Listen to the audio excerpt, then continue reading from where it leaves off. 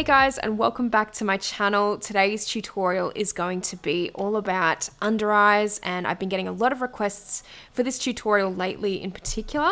I've actually had a lot of requests over the years, and I didn't actually realize that I haven't done anything specifically for a tutorial on the under eye and retouching an under eye area. So I really want to talk more about why I probably haven't put a tutorial up on it yet. And the reason why is that I just don't particularly edit that area that much. And people are pretty surprised to hear that, I think, a lot of the time, especially because dark circles are a bit of an issue for a lot of people and they prefer to remove them.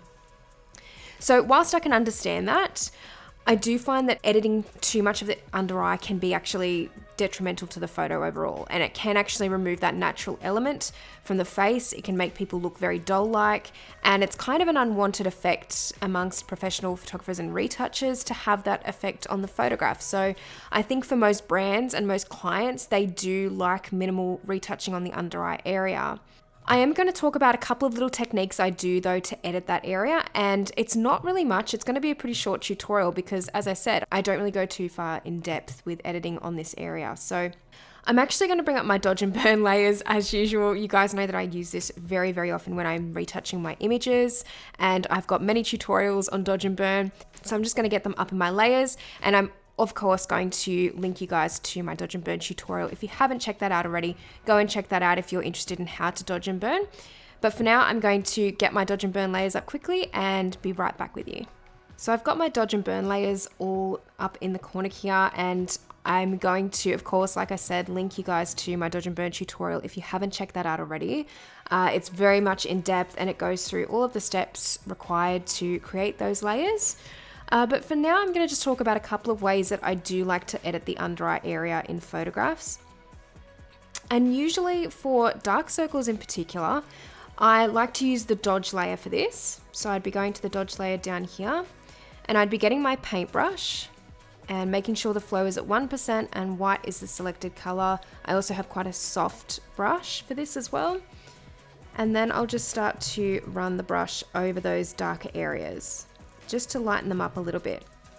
Personally, I actually quite like dark circles, so I don't actually tend to get rid of them that much. I think they add a little bit of character to the face, and sometimes, like I said, when you remove too much of it, it just looks a bit strange. I think there's a very natural element to having darker circles underneath the eyes. However, there's obviously certain times for certain clients. Maybe you are working for a skincare client or someone who really wants that under eye area very bright. So sometimes that's just kind of a requirement from certain clients, but I just usually make the brush pretty small and just run it over that area to brighten it up.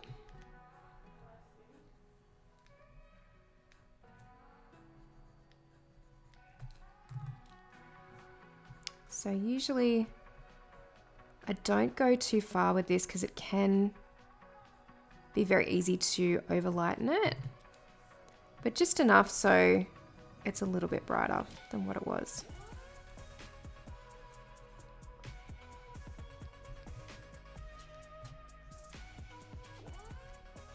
And of course, usually when I'm dodging and burning, I will do this entire cheek area. So I'd probably run the dodge tool over this area to even out the texture a little bit more. But overall, that is pretty much how I would brighten up the under eye area, just by running the tool underneath the eye. And I'm going to do a before and after. I'm just going to turn the dodge layer on and off to show you guys what that's done. So that's just lightened it up a little bit. So you can see that I've still left that circle there just from the under eyes, just to make sure that it's creating that natural element to the image. I'm going to do the same thing on the other side too, just so you guys can see both sides of the eye, and I'm just going to run that under the eye there.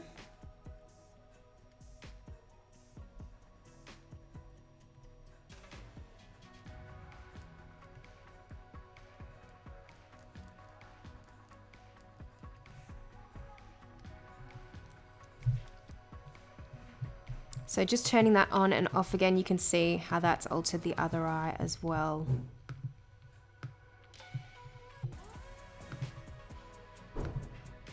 Another thing that I really like to do with under eyes, obviously, is using the healing layer here.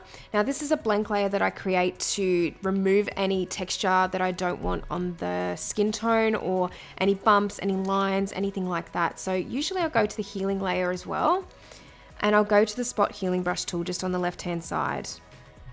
And for this, I'll get a really fine brush, so we want it really small. And making sure that sample all layers is selected so it registers with this particular layer that we're grabbing from. So I'm just going to run that brush along the line there. And quite often you'll get these lines underneath the eye. As I said, I don't tend to remove a lot of them, but some of them do tend to have creased foundation in them, and that is kind of a problem. We do want to remove that because anything with creasing isn't really great, especially if you're working for a cosmetic client. It's a bit of a problem. But I would just go ahead and remove any little blemishes, any spots or unwanted spots from under the eye, and any lines on the other side as well.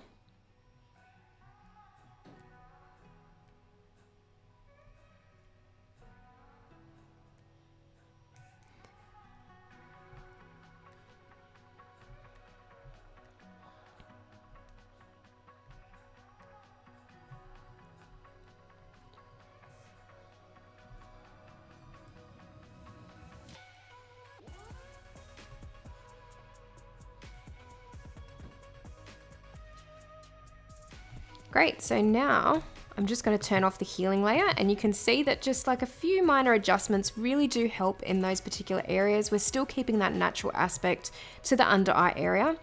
The last finishing touch that I would probably put in this particular photograph is just kind of evening out the color. So you can see that the color difference from where we've dodged here is quite different to here. So we're just going to even out that a little bit more. And the way that I like to do this is by creating a blank layer.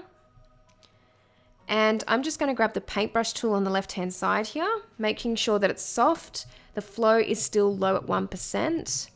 And then I'm going to hold down Alt on the keyboard and select probably this color here. So from around this area.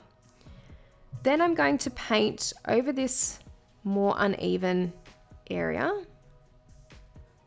And of course, it doesn't have to be perfect. We just want it to be quite soft and blending in,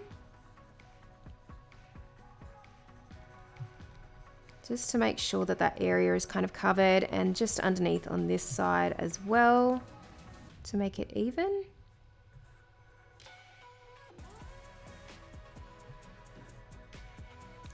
And then what we're going to do is change the blending mode over here to color. So I'm going to turn this layer on and off, and you guys can see that that's really desaturated and match that color in with the rest of the skin tone here. So you can see that that does make a really good, it's a minimal difference, but it really does help with the natural effect of the under eye. So I want to give you guys a complete before and after now of the under eye area. So going back to the original, this is what the before was, and then this is what the after was. So like I said before, I prefer to leave in dark circles for the most part, and just soften them up a little bit. I really don't think there's something that needs to be removed completely. I think it makes people's faces look a little bit strange when you go that far with the editing. But usually for any finishing touches, I would just go back to the dodge and burn tool and just kind of even out this area. So basically anywhere where there's like uneven texture, I would just start to fill that in with dodge and burn. And you'll be able to see the difference once it's all done, how much the adjustments have made.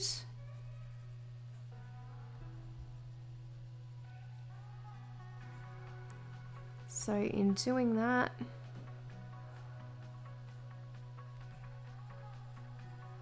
you'll be able to see now. When I go to the before and after, I'll just do another quick before and after.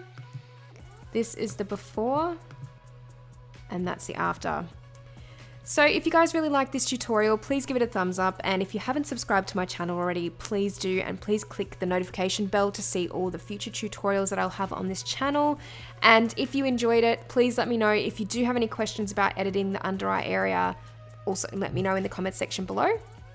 I know I've had quite a few requests for this tutorial, and as I said, it's not something that I do a lot of. There's not a lot involved in editing the under eye, I feel.